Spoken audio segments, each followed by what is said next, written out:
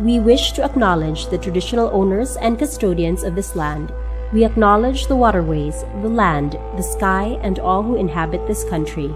To hundreds of different nations across this continent, we pay our respects to their elders, present and future.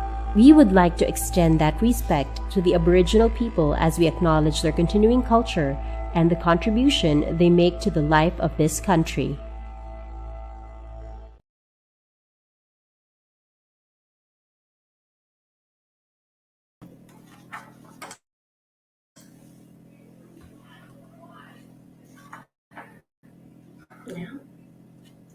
Hello, ladies and gentlemen. A warm and green afternoon to everyone, and welcome to the biggest advocacy-driven beauty pageant in the country. This is Miss Earth Australia 2023. I am Riley Aston, your current Miss Water Earth Australia, and your host for today. First, I would like to thank our sponsor this afternoon, Megaworld International and Tang Media Production, for bringing in the first batch of our National Finalists to discuss their advocacies about the environment. And of course, Megaworld International is headed by Ms. Liz Angeles, the first Vice President for Asia and Pacific 3. Thank you very much. Also, to all viewers who are watching us live in our official Miss Earth Australia Facebook and YouTube page, I want to thank you wherever you're watching us right now. Just please continue sharing your messages, reactions, and feedback in the comment section throughout this afternoon. Today, the topic of our first batch of finalists for the environmental talk is endangered species. And particularly, we want to know how this relates to the Miss Earth theme this year, which is trees, which is pretty cute because it's 2020 tree.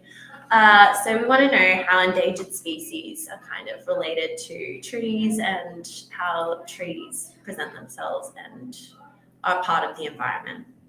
So without further ado, I think it's time to introduce our national finalists for 2023. So first up, we have Sarah Toot from Victoria. Hello. Hi. Hi. So what's your name? How old are you? Hi, I'm Sarah Toot. I'm 25 and I'm from Victoria. And my advocacy this year is to stamp out the extinction of flora and fauna through taking action, caring, protecting, and educating all those around me. Thank you so much, Sarah. Our next national finalist is Luna. Hi everyone, my name is Luna Castro. I'm 28 years old and I'm the national finalist for this year's Miss Earth Australia, representing the Sunshine State of Queensland. My environmental advocacy is to encourage our communities and businesses to take action in being responsible for our environmental decisions. Perfect, thank you, Luna. Our next national finalist is Miss Caitlin. Hi. Hi, would you like to introduce yourself? My name's Caitlin Story. I'm 21 years old and I'm representing the state of New South Wales. My environmental advocacy this year is against fast fashion. Lovely, thank you so much, Caitlin. Next up, we have Miss Taylor. Hello, my name is Taylor Kushel and I am 21 years old. I will be representing Queensland, and my advocacy is how the fitness industry relates to the environment and how we can educate others and limit our carbon footprint. Great, thanks so much, Taylor. Next we have Helen.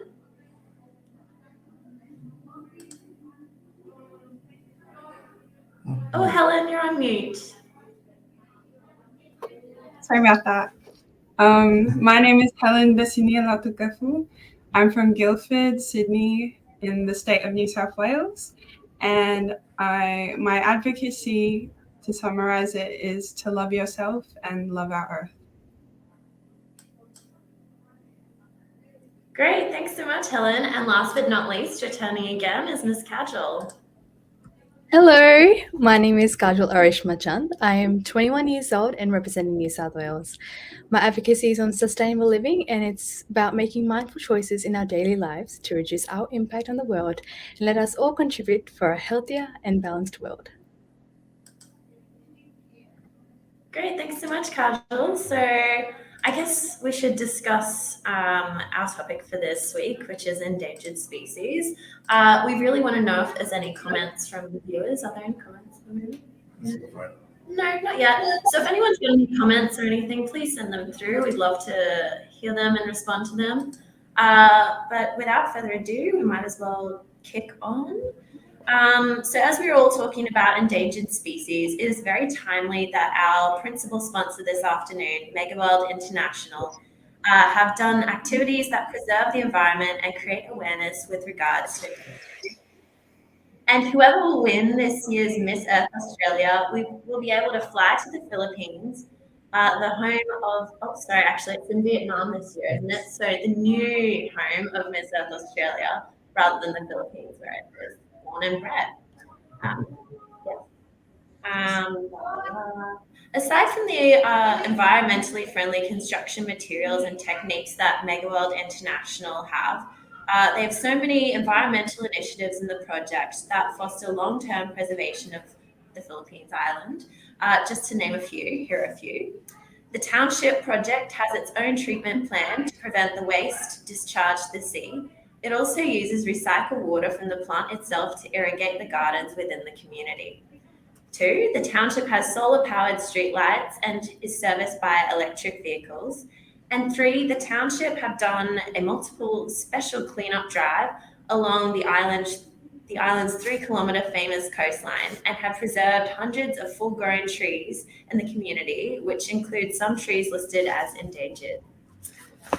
Well, our current Miss Earth Australia, Sheridan Mortlock, she was able to visit this development, and maybe one of you lucky ladies will be able to visit this green community in the future. So moving on to environmental talk, I actually did one last year, and I think this has only been going for a few years online, which is very exciting. Back in 2017, I don't think we did these, there was more in person. So it's nice to be able to kind of connect with technology as well and sort of bring in people from all over the world. So first of all, I think we will...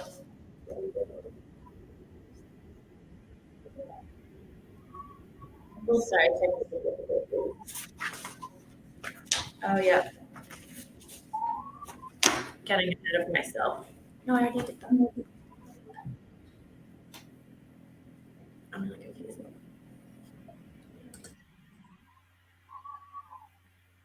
No, I've already done that.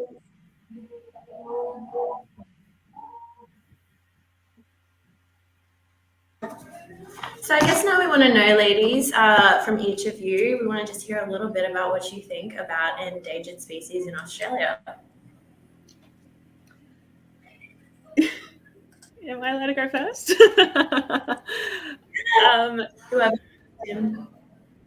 So for me, endangered species in Australia is a huge problem, but I think it's mainly because people don't understand the impact of what humans have on them, but also don't understand how they contribute to our beautiful circle of life, these animals, and why they should care about these animals. Something as small as a fat-tailed dunnart plays a huge impact in our circle of life. And even up to our huge hunchback whales, again, also play a huge role. Does anyone else have anything to add to that? May I? Yeah. Just off the back of that, thank you, Sarah. Definitely agree that education is the first and foremost step to awareness of endangered species. And I guess in relating to the theme this year, 2023, very creative. Animals in Australia right now have trees as their habitats, and they're endangered. So we have the western ground parrot. We have the lead-bearded possum in Victoria as well. So those endangered animals rely on those trees as habitat, as protection. And I think that ultimately educating people, making them aware that it's not just a tree, it's also someone's home. So it's a collective responsibility for us to protect and preserve these species so that we can ensure that we are balancing the ecosystem for the future generations. Okay, great. So how do you think we can raise awareness about the impact of deforestation on our endangered species? Floor is open. Don't be shy. Taylor, you can go. Oh, thank you. I was just going to say, I believe the largest thing is obviously, like we have stated before, education, but it's implementing that as well. I was very fortunate that my school allowed me to take a course in outdoor and environmental education where they taught me this stuff. But apart from that, it didn't go much further, and you kind of have to look for this information. So there's obviously the education side of things, and I think stemming from that from an early age, but also making awareness, because I think that's a large factor. Like, people are understanding, they're like, yeah, climate change is a thing, but they don't actually understand what is happening. And I think there's that lack of awareness. People are just very adamant that, oh, the government can solve it, they can fix it, I don't need to do anything. But I think the largest thing for us to do as individuals is to on ourselves go, hey, have you actually heard about this on the news or posting on social media? But then educating people in the right way, and also ensuring that they understand that there are ways to be like more sustainable and more environmentally friendly, especially with deforestation, because we've obviously experienced the fires in 2020, and that has just kind of created this cascading effect. And I think people with COVID forgot about climate change now. And I think it's our responsibility to remind people that this is still very prevalent, and we need to find a way as a community to help one another. So does anyone maybe have any ideas on how technology and innovation could possibly aid in the deforestation and, hurting our endangered species? Yeah, Helen? I just wanted to add to that, like, when we're looking at extinction of a particular species, there's not usually just one reason why they are heading towards extinction. And whilst deforestation can be one thing, we need to step away from just looking at cause and effect and start having an ecosystem mindset about these species. Not only are they dealing with things like predation, they're dealing with habitat loss, they're dealing with climate change. And so beyond just deforestation, we need to start looking at backing the researchers who are innovating different conservation methods. We need to start backing the legislation that puts funding into these kind of programs, just to ensure that these species survive, but not just on their own, but with the entire ecosystem as well.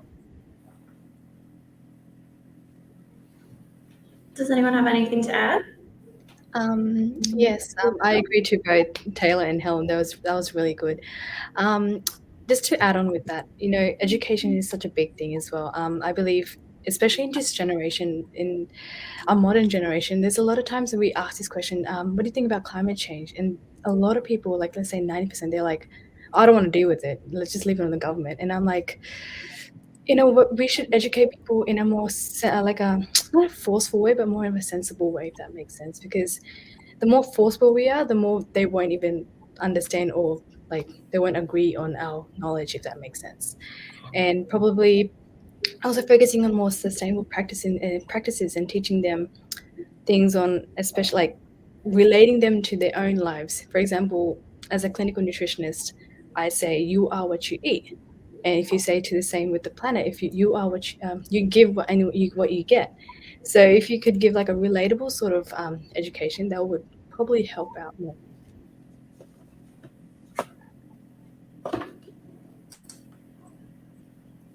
Okay, great. I like that, kind of leading by example. Oh, sorry, Helen, were you going to add on to that? Yeah, I wanted to just add on to your technology point.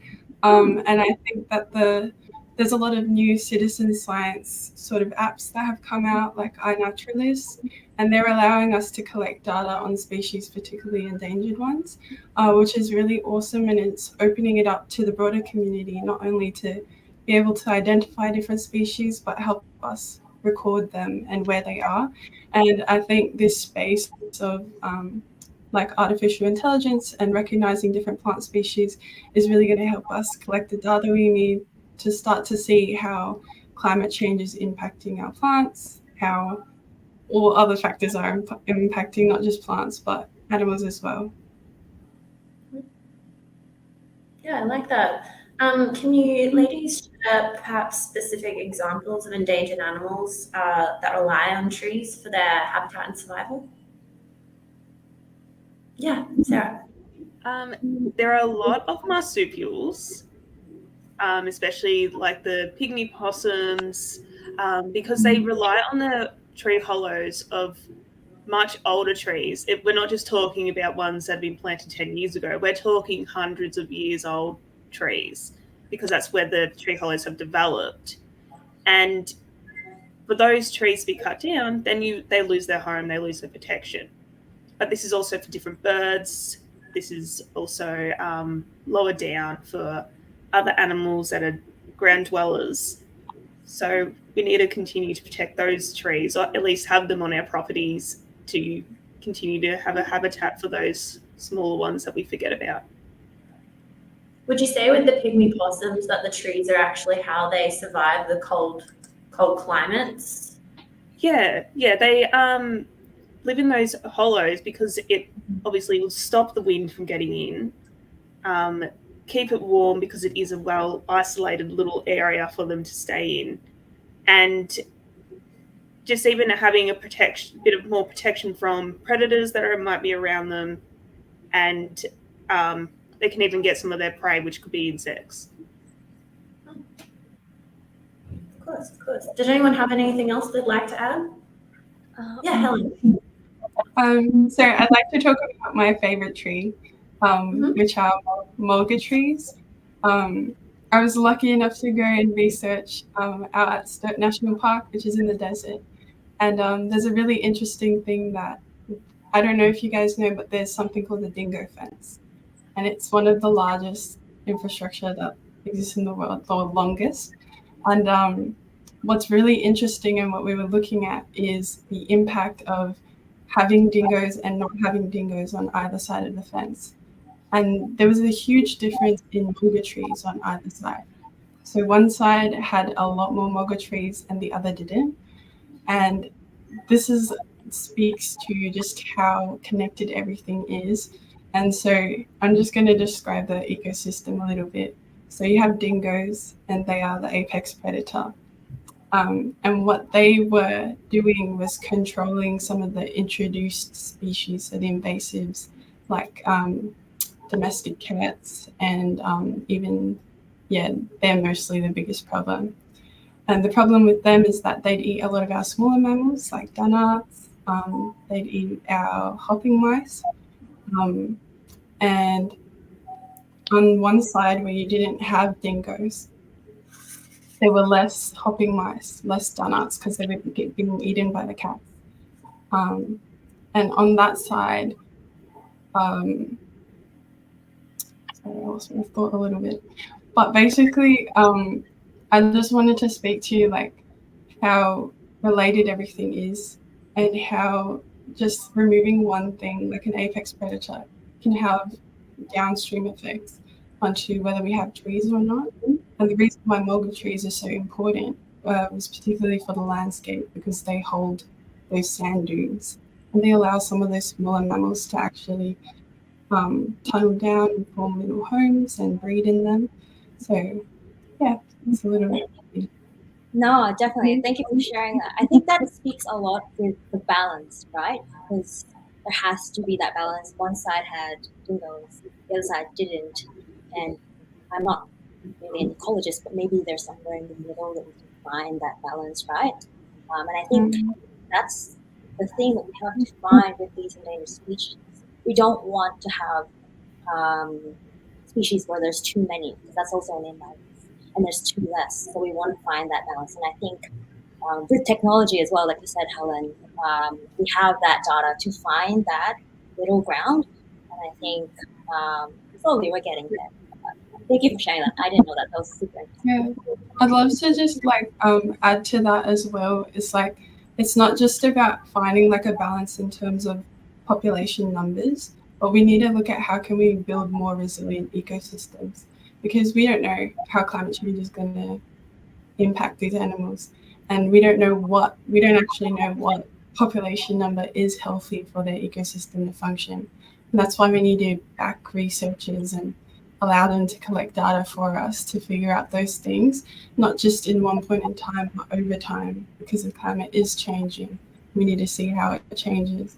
And sometimes even I just wanted to add, but a species is endangered in one place, but not in another. So that's a whole other factor as well. And a lot of our animals are starting to displace because they're preferring a different climate. So there's a lot of data that needs to be collected, and we all need to collectively support. I think Kajal had a point before that she wanted to add as well. I was going to talk about this one type of koala, which is called, I don't know how to say it, but it's a Vasculatus or something. They're very vulnerable at the moment, and we've only got maybe a couple left in all of Australia. And I was researching this a couple of weeks ago, and I was really hurt about it. And I was just like, it's because of us that those koalas are now, because they are the ones who give us this amazing ecosystem. And if we don't respect them, we're not going to get the respect back from them. So we should actually, start giving people more education on about them, because we are losing, our most unique and diverse, most important animals in our country. So. And actually on that point, I think a few of you have also said which ones your favorite endangered animals are, but I think if we go around for all 6 of you, say what's your, favorite endangered animal and why you want to protect it and why it needs protecting, because I think our viewers would really like to know. So starting with who wants to go first? No? Okay, I can keep it. So mine, they aren't considered endangered yet, but they're still considered vulnerable. I've spoken about them before. Absolutely love them. Fat-tailed dunarts. They are ground dwellers and they're in grasses. And as there has been a lot of clearing going on for farmlands and just even housing, a lot of their habitat is getting taken away because it is native grasses. So I would love for more people to find out about them and to help them before it gets to the point where they are endangered. Mine would be the western ground parrot, Australia. I love birds, especially the ones that seem pretty, but also the ones that don't. So they are currently one of the famous species in Australia, and like I said before, it's the balance. There's a tree outside my house sometimes where there's these flocks of birds, and sometimes they're just quite noisy. One could even say the menu, but we have to find that balance. Unfortunately, for the western brown parrot, there's not enough of that, and it is causing an imbalance in the Australian ecosystem. So just this awareness, just looking it up on Google, figuring out how we can help them, really, really help this species. Kajal, was yours the koala that you mentioned before? Yes, it is. Yeah, the koala, and I'm also the western swamp tortoise. I don't know if anyone knows about that, but they are like freshwater tortoise, and they are very native to the southwest of Australia, and they are critically endangered at the moment, and due to habitat loss, especially, and predation of introduced other species as well. So I've got 2 in mind. Yeah. Taylor, what would you say is your favorite? Mine would actually be the mountain pygmy possum. So they're generally located in the alpine, so like Kosciuszko. I love them because I actually did a snow trip for school, and I fell in love with them. We learned a lot about the vegetation, and they actually were thought to be extinct, but then they were rediscovered in 1966. So I think that's one really cool fact that they actually still are around.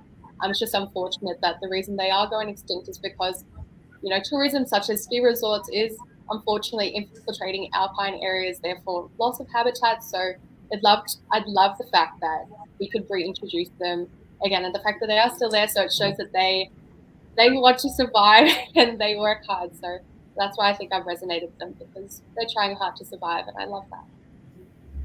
Nice. And Helen, did you mention yours before? No, I didn't.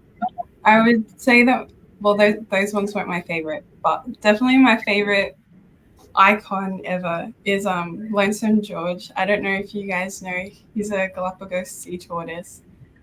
He was the last of his species, and it broke my heart because there are other Galapagos giant sea tortoises, but he was the last one. And I think he is just like a great example of extinction and having only one of the species left.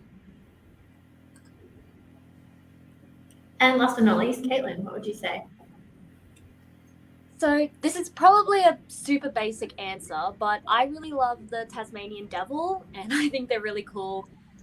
Because one of my earliest childhood memories is when I was homeschooled for quite a while, and we loved to do excursions in nature. And so my mum brought me to see some Tassie devils, and we were reading up about them and how they were endangered. And yeah, when I saw them in person, just processing this is a living thing that's endangered, and I don't want them to die out. Just, yeah, that really resonates with me. Great. So, thank you, Julie. Sorry, Oh, can yeah, I just for add the Tasmanian devils? I don't know if we know about this, but have you guys heard about the contagious facial cancer that's been going on at the moment? The DFTD, the devil facial tumor disease. So that's currently going on in Tasmania, and I think there's only a couple left. So there should be some sort of action should be taken on. So yeah, it'd be a good thing to research on. So yeah. Just to add on to that, there is research going on for that. My parents went down there a couple of years ago, and they were talking about different places they could even look into relocating them, because they think that there might be a little bit of a bottlenecks going on with their genetics, which might be also causing the tumors on their faces to happen. So they're looking at other places to re-release them, but so they're still continuing with that research, which is amazing. Oh, that's great news. I love that. That's really good news. It would be really great if we could save that species, because it's kind of one of only the really iconic Australian species that have been made into a cartoon. There's, what is his name? Tassie, the Tasmanian devil, from Looney Tunes. I don't know, that just came to mind. Yeah, so it's just nice to see, Australian fauna represented in, the media and stuff. And it would be sad to, lose such an iconic species. Anyway, I digress. Moving on. So how do you think we can best raise awareness around the impact that deforestation causes on these species?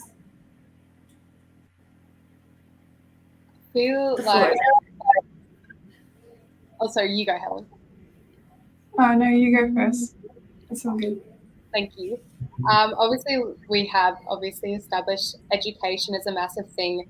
Luckily, a lot of schools, they actually love it when people do go in and give these educational talks. Again, like I said, I was very fortunate. My school and my specific subject, they allowed me to venture off into that world where you were able to get those resources. So even something like that, where we as women, we as advocates for the environment, we can go into these schools and educate them and start them young. When I was in year 2, I was educated on worm farms, and to this day, I've always seen worm farms. I've understood them because I was educated so young. And I think that's where it all stems from, because we're really stubborn psychologically. And as children, our minds are like sponges. So we soak up everything we learn from what others are doing. So if we can teach them young and just continue that education up until college and make it a primary subject for school, I think that's one of the best things. Even something literally as simple as TikTok, obviously, social media is very prevalent in our day and age, and a lot of people get their information from places like TikTok and YouTube. So just getting these videos and posting them saying, hey, y'all, this is all the information out there. And it's very quick and easy ways. Even a 2-minute TikTok video can make a large difference. I'm just going to add on that as well. Sorry. Oh my God, who's going? Sorry, I'm just going to add on that. Just 2 seconds. You're correct, Taylor. You know, social media is such a big trending technology basis at the moment, and I personally think if we could show, you know, the reality of our consequences, you know, like if we, like, you know how they say it's it's censored, you have to click on it to open it. I feel like we need those more so people really understand the reality that's been caused by us. So if we don't show the reality, I don't think people will actually understand that what we've done that is really impacting the world a lot. Yeah, 100%. We are so empathetic as humans that if we see kind of our consequences, it allows us to empathize and think, wow, this is what I'm doing and I want to make a difference. Exactly. Very good, yeah. Helen, you were going to add something before? Yeah, I'm sorry. Is there a noise behind me? Can you hear it? Just want to make sure. Okay. I just wanted to add in regards to deforestation, because a lot of people do have forestry as a job, and we do want our economy to still move and we still want to develop as a society, but we do need to do it in a way that is sustainable and looks after our planet, just because if we don't, we won't have a planet to work on. So I just wanted to add that as well, that even though forestry can be bad, and particularly I think one of the biggest challenges is that when you're cutting down a tree that's 200 years old, it's very difficult to replace it with a tree that's only like 10 years old. A lot of animals have already established homes in them, or they're already a functioning part of the ecosystem, and to replace it with something like that's a baby, it just doesn't function in the same way. So kind of noting all of those little idiosyncrasies in the ecosystem as well, it's going to be important. Nice. Just Well, could I take this? Oh, yeah, no. Sorry. I was just going to add on to what Helen just said. Yeah, it's creating awareness of, you know, that a brand new tree or plantation doesn't actually give the earth more oxygen. It doesn't give animals more of a home. It's more the ones that have already been reestablished, or even the ones that have germinated from an original tree, not one that has been planted, that actually gives more of a sustainable impact than what ones that have just been planted willy-nilly or have been planted for plantations or to be chopped down. Even like some trees are so specific to particular species, especially our native species. And so being aware of what kind of trees are homes to them is going to be really important as well. Nice. Well, I thought I would take this opportunity and just kind of have like a little bit of a break from all of our serious chat and throw in a joke there. I found a joke, and it is, what would a tree have done if they saw woodcutters coming to the forest? Anyone? They would leave. They would have retreated.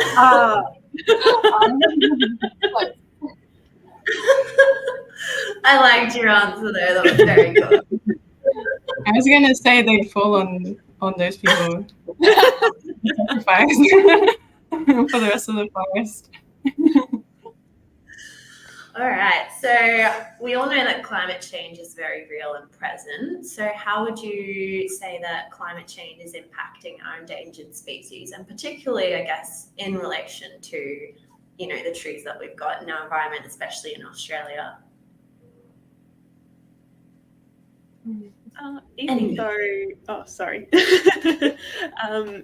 Even though our plants are really, and animals are really good at adapting to the environment, our temperatures and to the changes to our weather have been changing so rapidly due to climate change that it is really hard for them to get into that adapting.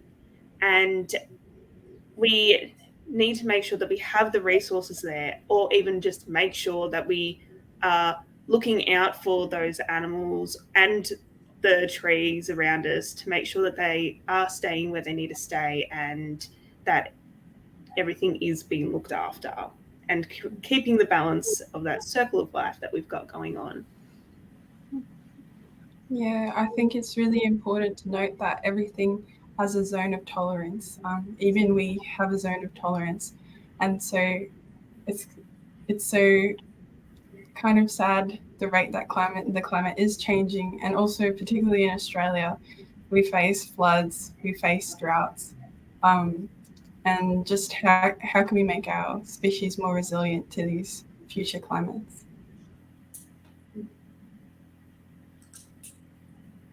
I believe one of the largest examples of how climate change is obviously affecting the Australian environment is the Great Barrier Reef.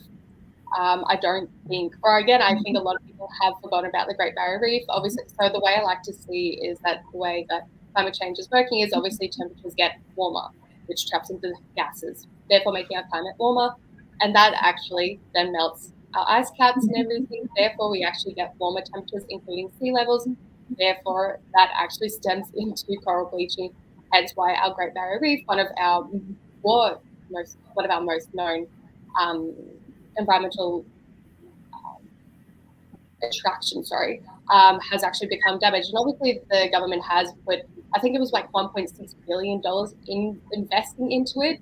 That's one of the largest examples of how climate change is impacting the Australian environment. And luckily, we're very, very fortunate that the government is putting things like this into place. But there are, I think, some ways where the government is forgetting the smaller places. Like, again, they are trying to expand our environment to allow for the larger population, but we are actually getting rid of a lot of land as well. So I think that's another large thing where less land, obviously, therefore less area for the animals. And so it kind of all just interconnects with one another. Just off the back of that, like the change in temperature, rise in temperatures in Queensland specifically, we have kind of annual things where it's bushfires. So sometimes it's planned, sometimes it's not planned, right? When it's not planned, it's obviously very unfortunate. And specifically for the bushfires, there are trees and there's bushes where we have little marsupials or birds or possums who call those home.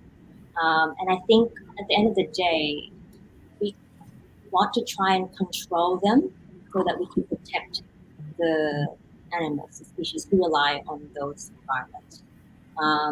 We know that incrementally the temperatures are rising, but how can we adapt as a community to do that? So I think that's just one of the ways that we can progress. I'm just going to add on that as well. Very good point, Taylor and Luna. Very, very good points. But I'm also going to add in, probably mitigating climate change through reducing greenhouse gas emissions can help protect habitats and species as well. And probably these efforts often require collaboration with governments or conservative organizations, scientists, and local communities.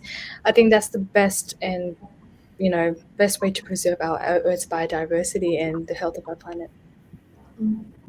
And Caitlin, do you have any ideas on how you would go about talking to, say, a local council or collaborating with organizations in order to help our endangered species?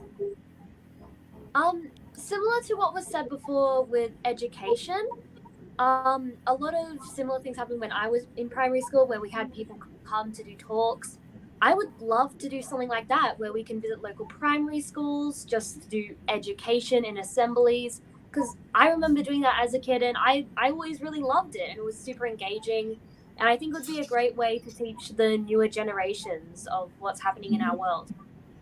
And I guess moving on from that, girls, how do you think, as a part of being Miss Earth Australia 2023, how would you go about using, I guess, Miss Earth Australia platform to promote saving our endangered species?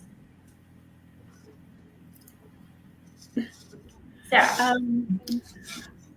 A big one, especially for today, is being able to use social media. So using the Miss Earth Australia social media platform to really get out there by using reels, using posts, even using different TikToks to show people what you can do at home to help them. But it's also being an ambassador to the environment and to the endangered species. So that will even be able to go to your local councils and try and speak with them in how they can help implement some of these policies, or even just to get the community engaged in what local endangered species are around and what they can do within their own homes or around their own town of how they can help.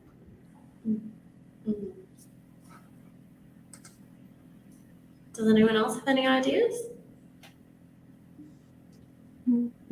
Again, stemming from that idea, of course, again, like we've all said, again, social media. Another way, like we said, or like Katie said even, was going to schools, educating. I think using the platform, a lot of people, particularly young females, will look up to us as ambassadors and go, oh, wow, because I think a large misconception with pageantry is, oh, it's just a pretty face. But we are women who stand by our morals and believe that we can be environmental ambassadors. And I think we can use especially people looking up to us as role models and saying, hey, this is what I do.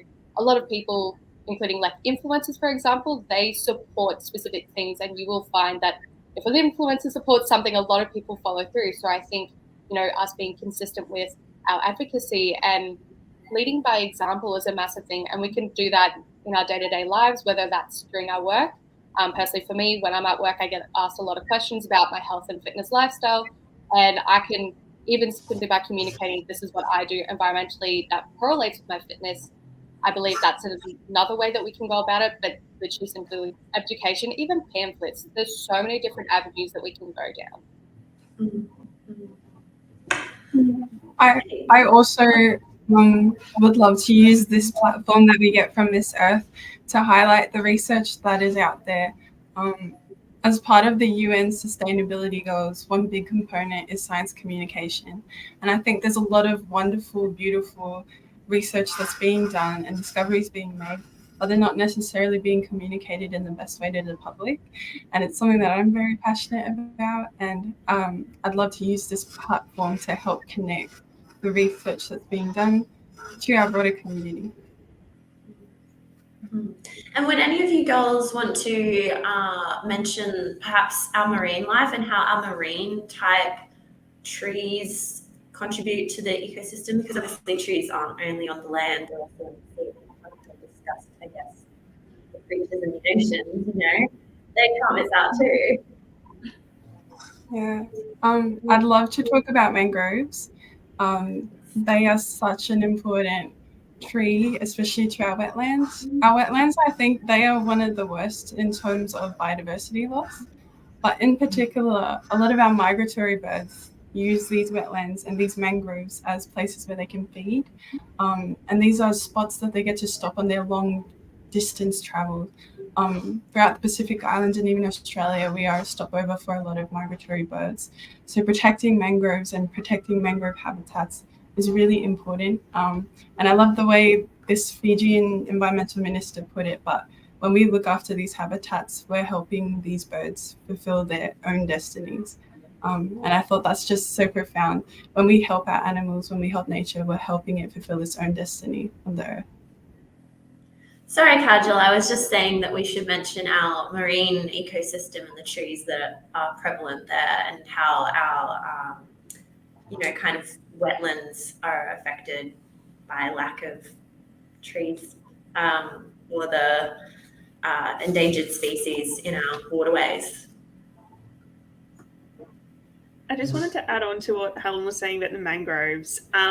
We don't also realise how much they do to even stop the salinity of the water going into our soil, which also helps us in a way because that's also keeping our soil fertile for our food, obviously.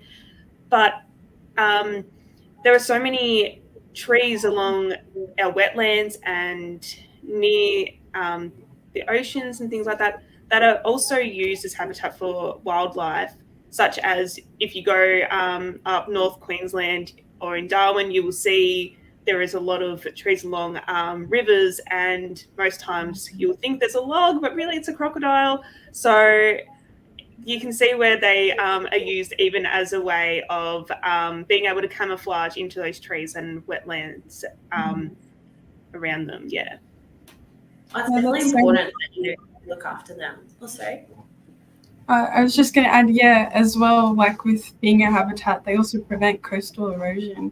And that's so important to us as well. There's so many properties on the coast, and probably if we didn't remove the mangroves that originally existed there, we wouldn't need to be building so many like coastal erosion infrastructures. You might see like these rocks piled up and things. You could have mangroves and they could provide habitats for other animals and things.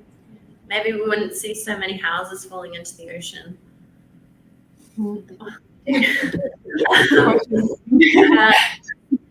One last question for you girls. If you had the opportunity to address world leaders on the issue of endangered species, what message would you want to convey to them regarding the urgency of saving both the trees and our endangered species?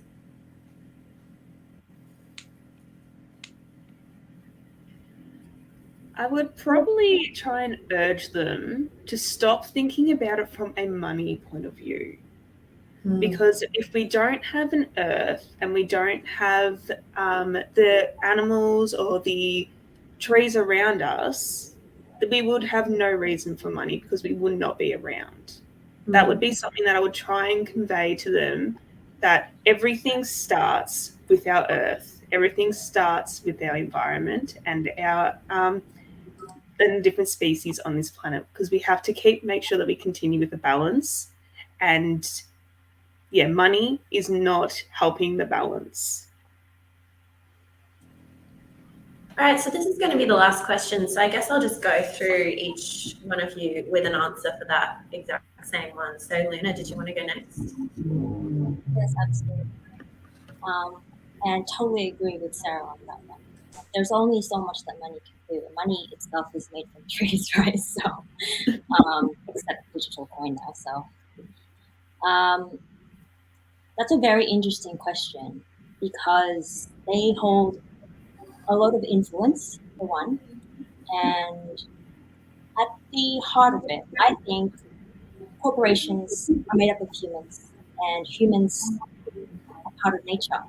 So inherently, I think every human just loves nature because we are part of it.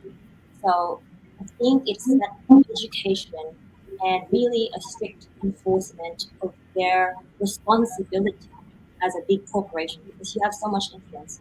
So you do have that responsibility, and we need to keep them accountable for that. It's just that it's us as a community. Yes, the government's going to watch it too, but it's also us. Should we support this business because they're eco-friendly? Yes.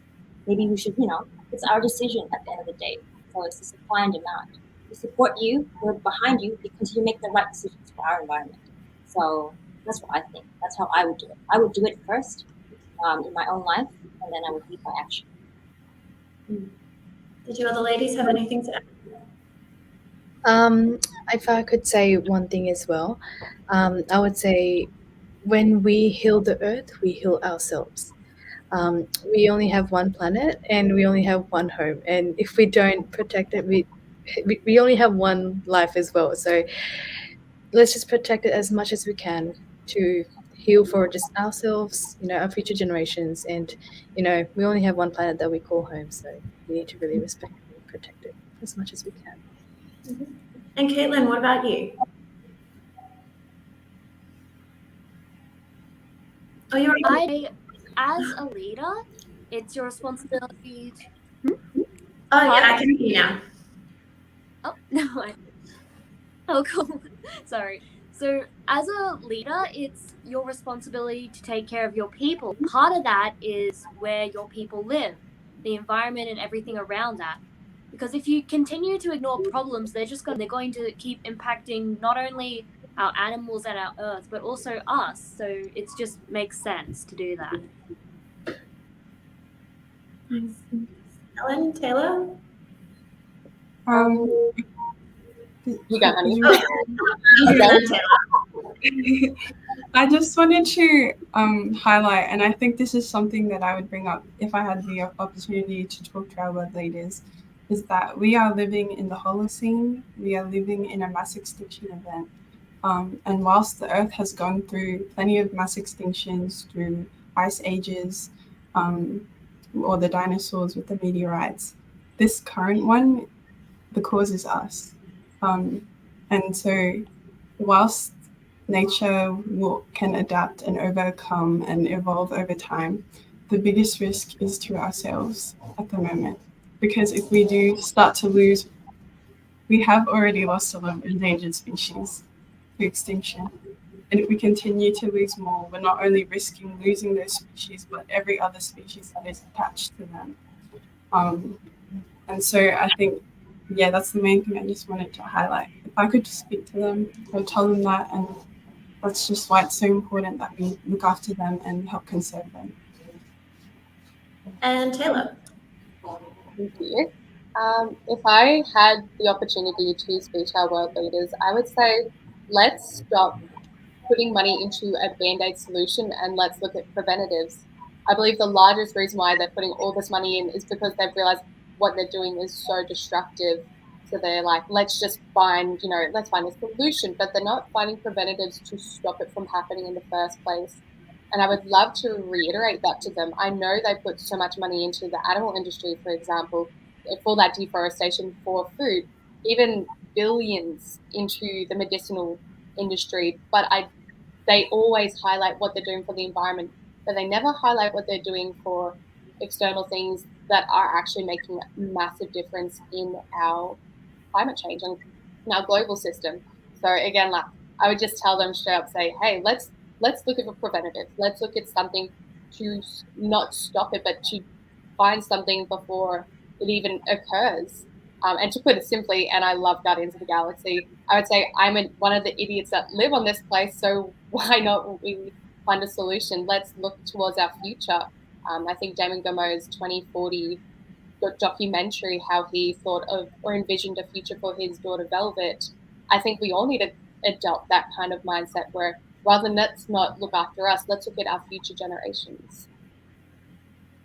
Great, thank you. Well, that ends our discussion. So I was wondering if each of you could briefly give a closing statement, just a few seconds. Again, reiterate who you are and where you're from, and I guess we'll start off with Sarah. Well, I just want to say thank you for everyone who has come to watch and listen to our talk today.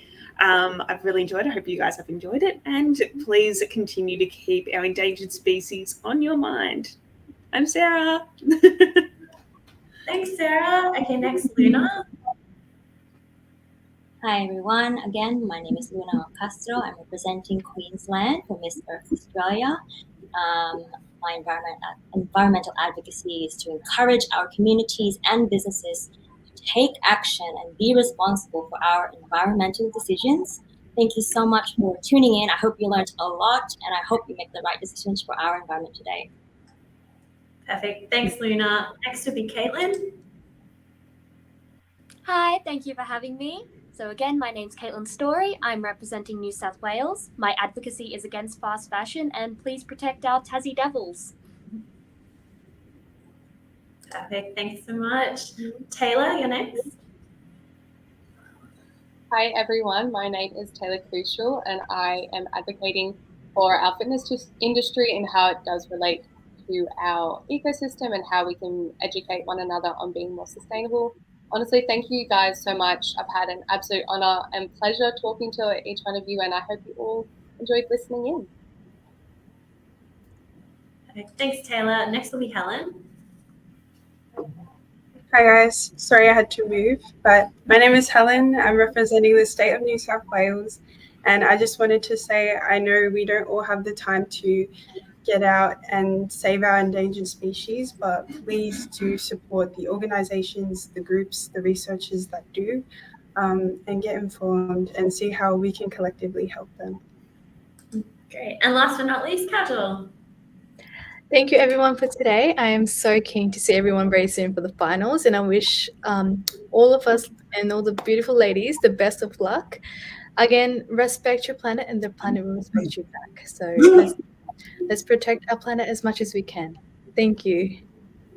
Amazing. Thank you so much today for your time, ladies. I just want to take this opportunity to once again thank our sponsors for this afternoon, Megaworld International and Los Angeles, Vice President for Asia and Pacific 3, Tang Media Productions, Stargazer Production, the license holder and owner of Miss Earth Australia, headed by our lovely National Director, Julieta De Leon. And thank you again to all of our viewers for your reactions and comments. Your support really makes this worthwhile, makes this worth doing and bringing all the girls together. So I just want to invite everyone again to another environmental talk at the same time tomorrow on the same channel. So please make sure you log in and watch that. So without further ado, I'm going to close this off. Thank you again to our first round of National Finalists, and I cannot wait to see you all next week at the finale of Miss Earth Australia. Best of luck, girls. I'll see you then. Bye.